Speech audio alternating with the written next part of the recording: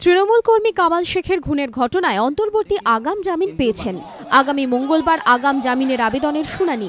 তার আগে রবিবার মমতা বন্দ্যোপাধ্যায়ের সরকারের বিরুদ্ধে পুলিশি সন্ত্রাসের অভিযোগ তুললেন মুর্শিদাবাদ জেলা কংগ্রেস সভাপতি তথা রেল প্রতিমন্ত্রী অধীর চৌধুরী। তার অভিযোগ, পুলিশ দিয়ে বহরমপুর পুরসভা দখল করার চেষ্টা করছে তৃণমূল।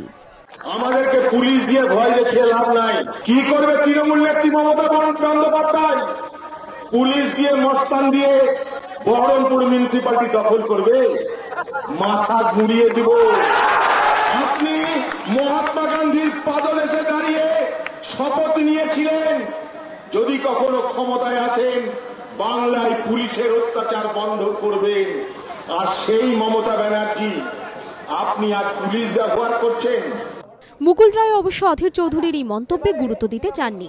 বাংলায় আমি নির্বাচনের আগে বলতাম যে কংগ্রেসকে মাইক্রোস্কোপে দেখতে হবে, এখন আর মাইক্রোস্কোপেও খুঁজে পাওয়া যাচ্ছে না।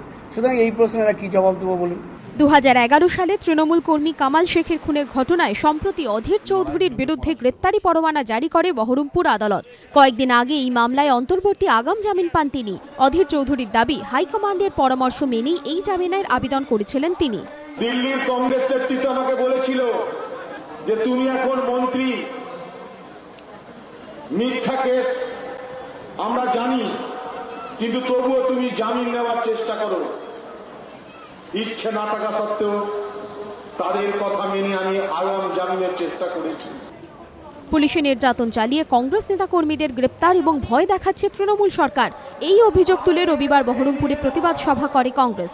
সভায় উপস্থিত প্রদেশ কংগ্রেস সভাপতি প্রদীপ ভট্টাচার্য, কংগ্রেস বিধায়ক মানস ভূঁইয়া, কংগ্রেস সাংসদ মৌসুম বেনজির নূর, দীপা দাসমুন্সিরাও মমতা বন্দ্যোপাধ্যায়ের সরকারের কড়া সমালোচনা করেন। আশিস বাগচি, অনির্বাণ বাগচি ও নিমাই পান্ডার রিপোর্ট, এবিপি আনন্দ।